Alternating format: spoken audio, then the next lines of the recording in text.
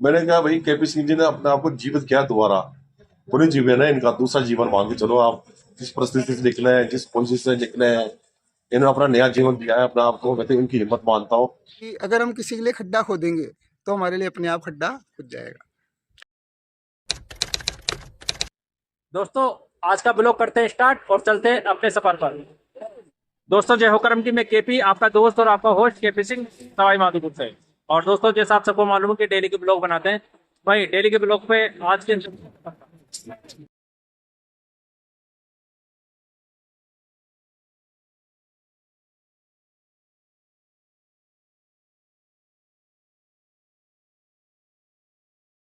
पर मुझे मेरी गंजी करानी थी, बाल कटाने थे, तो मैं चाचा के पास आया और चाचा ने पूरी तरह से अच्छा काम किया, संतुष्ट किया और मजा आ गया। क्योंकि गर्मी का समय है तो अच्छी पानी दिया और अच्छे फेस वॉश कर दिया तो मजा आ गया। तो आप लोग भी कभी अगर बनाने आते हैं तो प्रेम मंदिर के सामने चाचा की दुकान वहां आ जाए, जिससे आपको बहुत अच्छी सेवा मिलेगी।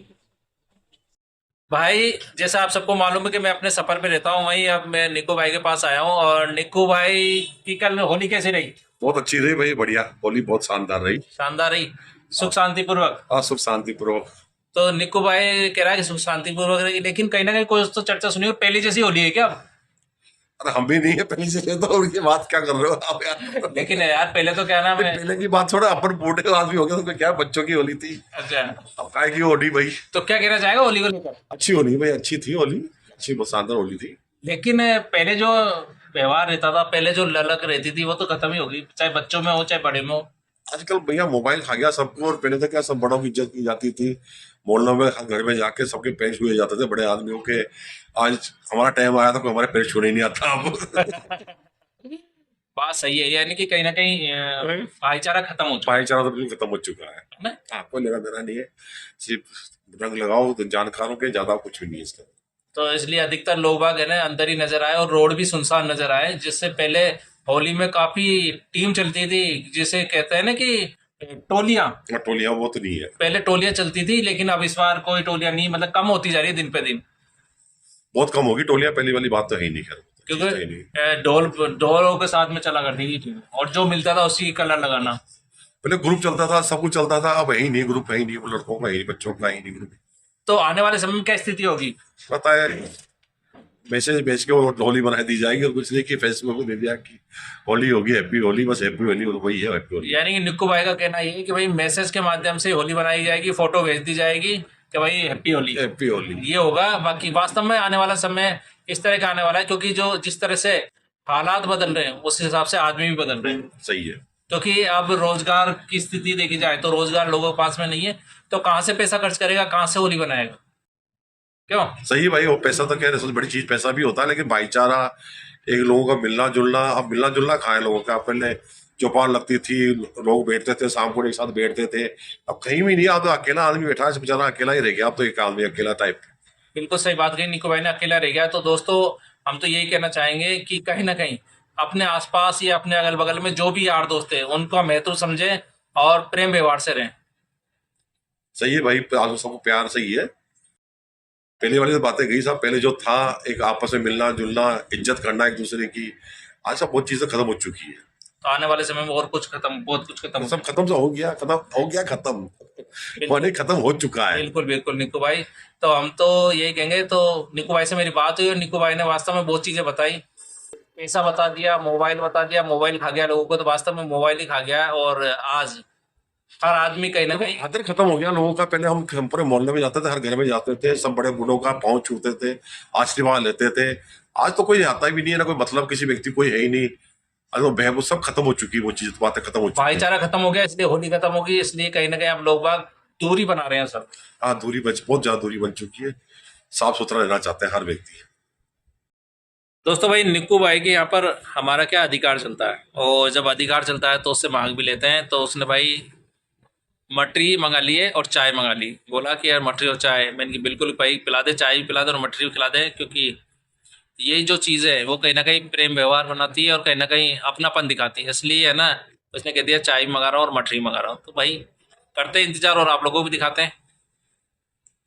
दोस्तों जैसा मैं आप लोगों को बता रहा था कि भाई मटरी देख लीजिए, मटरी आ गई है और उसके बाद में अब चाय भी आएगी। तो पहले मटरी खा लेते हैं फिर चाय पियेंगे। मैंने कहा भाई केपी सिंह जी ने अपने आप को जीवित किया दोबारा, पुनर्जीवन है इनका, दूसरा जीवन मान के चलो आप। जिस परिस्थिति से निकले हैं, जिस पोजिशन से निकले हैं, इन्होंने अपना नया जीवन दिया है अपने आप को। मैं तो इनकी हिम्मत मानता हूँ। तो बताए के पात्र है, लोगों को मार्गदर्शक है, जीना सिखाया है लोगों को। मैं तो इनके बारे में कई बार चर्चा करता हूँ कि सीखो इनसे। इस बुरी परिस्थिति में भी इन्होंने अपने आप को सिखाया लोगों को जीते कैसे है।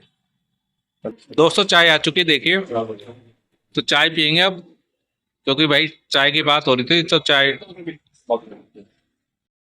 दोस्तों जैसा आप सबको मालूम है कि मैं अपने सफ़र पे रहता हूँ, वहीं सफ़र में मैं पहुँच चुका हूँ जंगल के अंदर। और जंगल में देख रहे होंगे आप लोग, बहुत ही सुंदर दृश्य है ये। और ये जंगल में मैं काफ़ी बार आया हूँ यहाँ। अगर मैं बात करूँ तो ये देखिए, मैं आप लोगों को दिखाता हूँ। ये काफ़ी बार यहाँ आया हूँ और मुझे बहुत अच्छा लगता है यहाँ आना। और मंदिर भी है यहाँ पे सामने। और मुझे यहाँ जब आता हूँ तो किसी की याद भी आती है कि यार मैंने कभी अपना जीवन यहाँ कहीं कीमती समय मैंने यहाँ गुजारा है। और ऐसे में मेरे साथ में भाई पंकज भी आया आज, तो पंकज से ही बात करेंगे हम लोग। और पंकज, हाँ भाई पंकज भाई, हाँ जी कैपी जी, क्या हाल है? बस बढ़िया। आज हम लोग जंगल में आए तो कैसा महसूस हो रहा बहुत आनंद का अनुभव हो रहा है।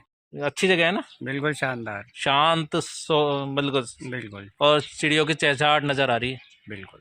तो क्या कहेंगे इसको को लेकर, क्योंकि जंगल आजकल देखने को मिलते ही नहीं, अगर देखा जाए तो बड़ी सिटियों में कहाँ मिलते हैं। जंगल ख़त्म होते जा रहे हैं और हम लोग एक तरीके से जंगलों में घुसते जा रहे हैं। और यही कारण है कि जो आजकल टाइगर है, पैंथर है, वो उनका मूवमेंट कॉलोनियों वगैरह में देखा जा रहा है। देखा जाए तो हम उनके घरों में घुसे हैं, ना कि वो हमारे घरों में घुसते हैं।